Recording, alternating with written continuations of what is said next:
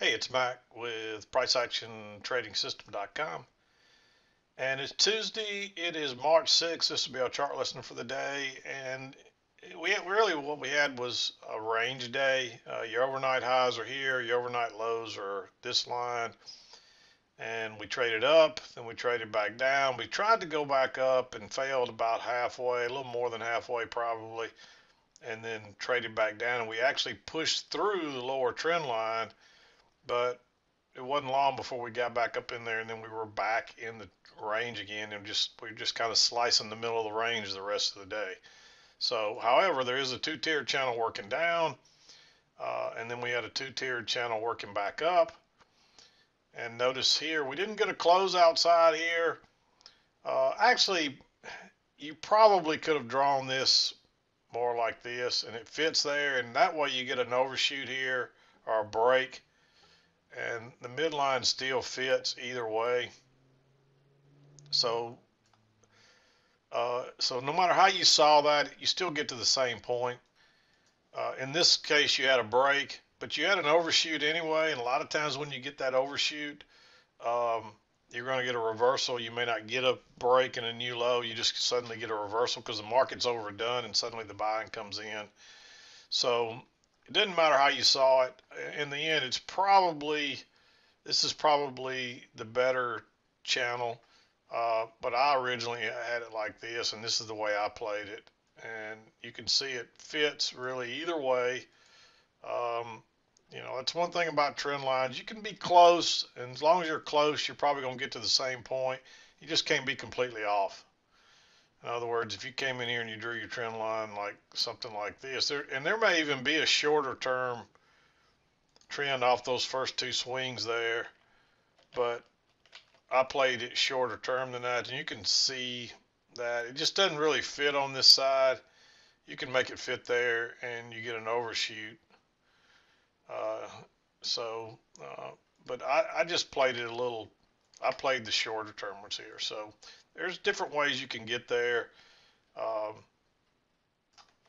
but you got to be close. Generally, your trend line will be off the first two swings, and usually I will use the closes. And so if you did that, your trend line most likely would have been right through here. And let's see how this fits on the other side. And this fits pretty well too. This would have given you the overshoot and then a break and then a move down. So, but but again, I use the shorter term stuff and then the bigger channel here, and I think it just fits better and it makes it easier and it's not so confusing. So that's how I played it. But you could have played it a couple of different ways there, as I just showed you. But let's back out, talk about the trades, and then we'll wrap the day up. I'm a little late getting this done, so I'm not going to probably take as long today. I'm not going to beat around the bush. Um, when I came in, we were working up, and of course there's a close outside here and a move to a new high. But a lot of times these trends and stuff, these little channels during the overnight don't play out like a break. A lot of time doesn't count, but that's generally only if the trend extends on into the regular session, which this one didn't.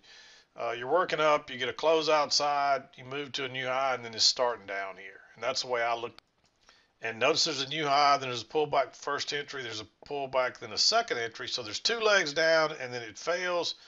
Um, you're still above the EMA, but you got a little room in here, and this is definitely confirming the trend line, working off the trend line. So I like that just to try to, you got plenty of room before the low here. You got to be a little concerned about the trend line, or I'm sorry, the EMA right there. But with a trap, I think it'll probably work out, and of course it does. And then you get another swing, but this is more of a bullish bar. You don't want to enter there. And then you get what looks like a close outside. It's so tight that it's hard to tell really, but it does close outside a couple of different bars there. Even the negative bar closes outside. So, but you don't get a chance to go short there. But because of the close outside, the move to a new low, and then it reverses. And since this is really, really close, you may still push to try to make a new low. This is just questionable here. I think there's two closes outside, but it's not really convincing. That's the key. It's not just a close outside or a push outside. It's a convincing close outside, and that's not real convincing, especially since it's in the overnight. And so you may still expect a move to a new low here. And so just be careful going long. There is a little trend working up here. I don't have it on here. And I probably would have had that drawn like that. And then you get a close outside, move to a new high. But more importantly, you got these overnight highs and you've tested it once, now twice. That's a fairly bearish bar on a second entry. I didn't mark it because, it's just it's not 100% clear yet. But if you get a lower high or a trap or something, then you want to probably take it. And you get a lower high here, but everything is still flat. That's a fairly bearish bar, but it's right inside a perfect doji. And notice the next bar is a doji, so you're really kind of going sideways. But when it breaks higher and fails and turns down, I like going short here. This is a very big bar. And if you tried to enter in anything any other way besides a sell stop down here below it, you're not going to get in it. As you can see, the range on that bar is basically 3 points and a tick. So that's a big bar. But that's the problem with all the volatility. There's not any really way that that you can do anything about that. You just have to deal with it. So it drops on down, and we're just kind of moving down. We come back to the EMA here. We're not quite back. We're not quite back to the trend line. And if you'd have went short there on that first entry, you'd have got burned. So when it comes back on the double test of that level, and notice that there's a new low, first entry, second entry, and a big bearish bar, that's the place to go short. And then you get another leg down. You could argue that this made a slightly higher high here, so first entry, second entry, so this looks a lot like a trap. And you might have got trapped there, but it's also the key is we didn't quite touch the EMA, we didn't quite touch the trend line, and this is not a real strong trend. We've already got one leg, and now we've had two swings, so you could be ending here. So you really want a good entry, and you don't get a good entry till here. So if you entered here, you might have got stopped out by one tick only to watch it go down. So I mean, if you got fooled there, the only thing that really should fool you there would be if you looked at that like a failed second entry long. And because technically we made one tick higher here, so it's a new high. So on that case, there's one leg down, a correction, and a second leg down. But notice it doesn't go very far, and now we're working back over. So you would expect probably two legs back right there. And it turns out to be a nice move down once it gets back to the trend line and gives you that second entry. So that's why I like second entries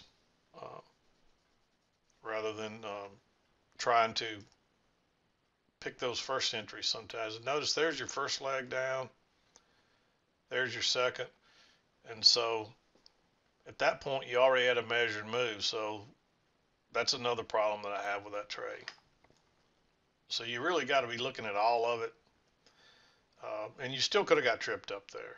There's another little pullback here, but again, it's not back to we're not down to the low side, so it's probably going to drop on lower. But you've already had two measured legs, and this is pushing down, so you could get trapped here. So I don't like that one really, going short at the low there. Wait on a correction, and then it pushes down a little bit. It would have worked, but it pushes down. You may not have got in that one. It gapped over. It does come back here, so it would have come back and filled you, but I just think that's too risky. So then it bounces. You get a pullback and a first entry long there, and you actually get a failed second entry short here, but we've already closed outside and made a new high, so that's risky as well. Even though you would expect prices are probably coming back to here, look at all this resistance right across here. That's what really scares me about that trade.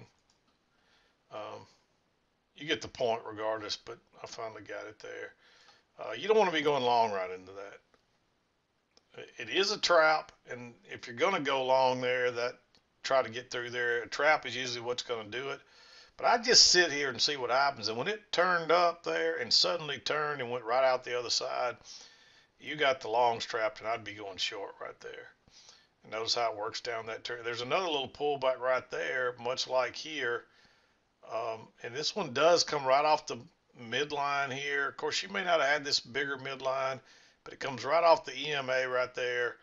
And it's a relatively small bar, so you might consider that one. If I was already in up here and had a runner, I'd probably just sit tight. But you might consider entering right there. I'll go ahead and make it green. Just simply because, and plus it's a failed second entry long, because that's a high, new high, pullback first entry, pullback second entry. And you can count that as a double top. And so this could be considered a failed second entry long too. And prices could be coming down here, but when you go lower, there's not much room. So, when you already have your break here, it may go down a tick or two and then bounce. So I didn't like that one really either. And of course, you come off the low here, and now you just need to wait on a lower high. You actually get a lower high here, right into that high. Not a very good one. But then it tries to come down again and gives you your trap, and that's a big bullish bar. Everything's above the EMA right there.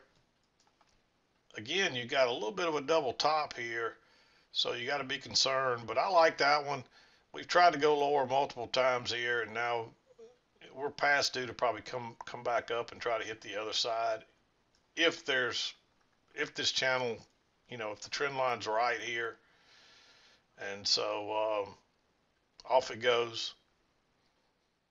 And you can see that's a fairly big bar, but there's not much you can do about that.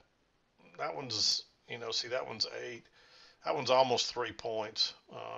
It's 2 points and 3 ticks, so it's basically 3 points. And we run up here, and of course it does turn down right off that trend line, and that's really tempting because it's a very small bar. It's way away from the EMA. It confirms that trend line. So it's tempting, but this is not a convincing close outside. And so this thing, you've seen how we've done lately. We hit a low and it rallies and takes off. So you got to be really careful. So I would want to wait on a lower high. And plus, you might have had this trend line drawn like this, and if you did, it looks like we've got a close outside. You still would be expecting it to try to test this low, but you wouldn't be convinced that this little rally was over yet, would be the problem. So when it makes a lower high here, and again it turns down, look how it's hitting that trend line when I moved it up to those closes. That's when you know, hey, this other trend line looks really good. Especially if you drag that down and you see it fits off these two lows perfectly as well. And so I like that one. It does come back one more time, but I like entering again there simply because now you've tested that line 2 more times, and people are going to be pretty well convinced that's the right line now. And you can treat that like a failed second entry long. It's a lot of sideways action. And this is not a great signal bar, but it doesn't really matter so much on the signal bar when it's a trap. And I guarantee you they trap longs right there, because that's a second entry long on a pretty bullish bar bouncing off the EMA. And people that don't understand what's going on here are probably thinking, hey, I'm getting long. And they don't realize they're getting long right into a trend line probably. And so you probably got people trapped here. And look how it takes off again. And that's your sign. You know that that's a key entry point, and you likely had some people trapped because look at it go. And it does pull back again here and give you a really bearish bar right off that first 2 swings, and this is fitting well on the other side. But I'm a little leery of this one because it's right into the lows again.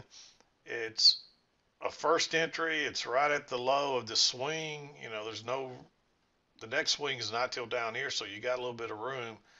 But I'm not crazy about that one. I think you need another touch of your trend line to confirm it. And that doesn't come till here, and then it's right into the low. So I think you just have to kind of watch that one go. But you do get a close outside, move to a new low, and then you get a first entry short and a second entry short, and that one is really tempting to go long right there. And if you got fooled there and you did go long and you couldn't scalp out here, I think there's enough room to get out of that one. If it's not, it's real close. Your entry point would have been 16, would have been 17, and so it'd have to get to 18 and a quarter. So yeah, you would have gotten out of that one if you took it. I didn't mark it simply because look at all that overlap, and we broke out, turned back down, and it's still all below the EMA. If you drew a trend line working up there, it's really more sideways, but you could still kind of get a trend line up through there. And so if you get a close outside right there and just a move to a new high, could turn down. And you saw it only got it by one tick, so it could have turned down from here. It's just a little too risky. I think you're better off to wait. And by the time you get your next chance to go long, then it's a doji right there, and it's right back into, and you can see now we're just going sideways. So I'd skip this one. You could consider this being a failed break higher. But the fact that we just had an overshoot, I'm more apt to think that we may fail out the low side and go higher. If you took this one, it would have worked. Again, I didn't mark it. I think you're just better off to stay out of this. But this one meets the criteria, and if you took it, it works. So I'll mark it, especially being right off the EMA. Notice where it bounces. As long as you got room to get out before this, where this support resistance is, and that's where your support line would be, right across there. If you got room to get out before there, I'd be okay taking that one. Again, I didn't mark it. I'm not crazy about it. I think you're better off to just sit tight. I'll go ahead and make it green. And then it touches and bounces, and it comes back, and it turns down again. And you don't want to be getting long because there's no nice bar down here that gives you room to get out, so you can't go long. And that's not bearish enough to go short. Even though it's a nice move down, it's another one of those that just is not a good setup, so you got to watch it kind of go. And then we get back down here, and you just get a repeat pattern all over again. So I'd stay out of that, and I'd wait for a reversal pattern, and that doesn't come till here. Notice that you push up and you finally push right through the EMA. You pull back once and test it. You pull back twice, but you get a little close outside that line. And if you entered right here, you would have gotten burned. But when it tries to go lower again, we've talked about that lately. The first time it may not be convincing enough, but when it goes lower again and fails, then turns and goes out the other side, you may consider going long there, but again, it's right into that previous support resistance line. So, I mean, that's why I really probably wouldn't take either one of those. This one at least got through, so you could argue for it. But again, I'd probably wait on that to be support and maybe get a double test. And you just never get that. You get another little, this is fairly bullish with a support off of it. And you could have gone long there. And again, it probably would have worked. But I think you're better off to skip it. But if you're going to go long, that's the better place than here, because this is right into that support resistance line. And that's just not a good place to go long. This was your overnight low, and you can see prices kind of working that both ways, but we keep winning out to the low side. And with the way prices have traded down so much lately, I'd be wanting to get short. I marked this one because prices did break lower, but again, you got that line right there, and so you got to be a little bit worried about it. But this is a double top, considered a lower high after a break and two legs up, and we've been getting those sell-offs, so I leaned heavily to the, as you can see across here, There's a lot more shorts than longs. And when you're going both ways on both sides of the EMA, constantly swinging above and below, you can trade it both ways. But notice how everything is kind of lean to the downside today until we got a few longs finally coming along here. But they're all green as well because it's just dangerous trying to get long in this market lately. So I think you want a really good setup and you just really don't get it. But I marked this one based on all the stuff I just talked about. And again, you'd probably be better off just to stay out of this. This one's real close. You could argue this to be green. And when it went sideways here, you might have taken what you could get and get out, even though it would have worked, because you could have gotten burned there. And we weren't, and we did have this overshoot. If you saw the channel, you got a double. You've overshot it 3 times now, and you hadn't got back up here yet. And you would think that's where prices are going. So that's another reason to argue against that one, and just go ahead and make it green. I'm just not crazy about it. But this trend line is played out, and you've got 2 legs up, a double top, and a lower high. So, you know, it's just right there. It could be green or red. So I'm just going to leave it green. Then we finally bounce again off the midline. So now we're probably headed up, but you don't really get a chance. And then it pulls back right here, makes a lower high, and it is right off that little short-term trend line. It's a nice bullish bar, but it's right around this trend line here. We did close above it, and we did have the overshoot, and so you know, you might look for prices to go higher there. You also might look for a measured move. And you see that you got plenty of room there to get out from here. And so that's another reason. And then it comes back to that trend line again and gives a failed second entry short and bounces right off of it again. And look how it took off. You know, they probably trapped some people there. But now you're getting, you know, you're a little bit away from the EMA too here. But this trend line is in play. But now you're even further away from the EMA. That's a bearish bar. Of course, it doesn't matter on a trap, failed second entry, which that is. So you might consider it again. I don't like it. I'm not crazy about it. I gave it a green arrow, but I'm not crazy about it. It runs up. We just start going sideways. And I didn't mark anything after. This whole afternoon was just not really ideal trading, because really we're just stuck in these little tight ranges that just kind of jump. It jumps a point or two and goes sideways, jumps a point or two. So really from about 10 o'clock on, I don't like much of any of this. And I really didn't like this here. Again, we jumped back down and started going sideways here. We're sideways here. And you just got these little moves between these little small tight ranges. So if you have enough room to get out, there is a little breakout pullback short here on this one. Let me draw the line. The line's already on the top up there. I'll show you where I'd probably have the line here. I probably would have had it right here. And so this is a little bit of a breakout pullback short, a lower high. So you might consider going short right there. But I just don't, I'm not crazy about it. That one you probably could argue for, because all that resistance, and we can't go higher. Eventually we're going lower, and we broke lower there once, then we got another lower low and then a lower high. So you might consider that one. It's real close. You could argue that to be green, or even not to even take it. So, and then of course we're working down, and you get a close outside this one, move to a new low, and then you get a first entry. There is a little double top there, fairly bearish bar, but again, look how we're going sideways, and look at that support right across there. And then you get a failed break lower, not very, just a very neutral bar, a higher low, another ugly bar, but it does take off, and then it just gets you in the 2 o'clock hour. So you just can't, I just can't really justify trying to enter in that stuff.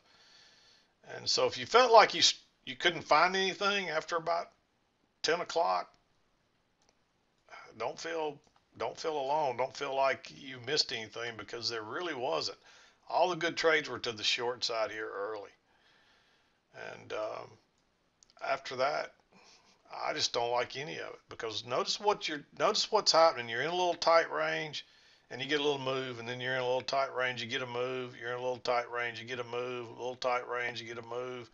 Tight range, and then suddenly it takes off. And then what does it do? It goes back in a tight range. It drops. So you get a little move, back in a tight range. You get a little move, back in the range. That's in the 2 o'clock. So that's just hard to trade, because you never know which way. When you're trading breakouts, this is about the only one that gives you a decent signal on a breakout pullback. You might argue one of these back to the upside. There, a couple of these were close to, you could call them blue or red, but I still just like making them green because I'm not comfortable with them. So, and some of this is personality driven. If you like taking more risk, you probably could say, okay, that's close enough to be red, or that's close enough to be blue. Okay, I said I wasn't going to beat around the bush, or I wasn't going to make this one very long, beat around the bush, but it's almost 30 minutes. So, but this was a complicated afternoon. It really was. And so if you struggle a little bit, don't knock it. This was a tough day. It really was. From 10 o'clock on, this was a pretty tough day. And this is just a really tight range, and you're not getting a lot of stuff. It's after 2 o'clock there, so you're really only interested in what it looks like till here. And up till here it was an uptrend. So, and this did play out. You got to close outside the new low, but you just never really get a setup. And then until you back up in here and all this stuff, and that's not even a good setup there. So anyway, I'm going to wrap it up. That's enough for today. We'll be back again to do it tomorrow. This is Mac with PriceActionTradingSystem.com, and we'll see you next time.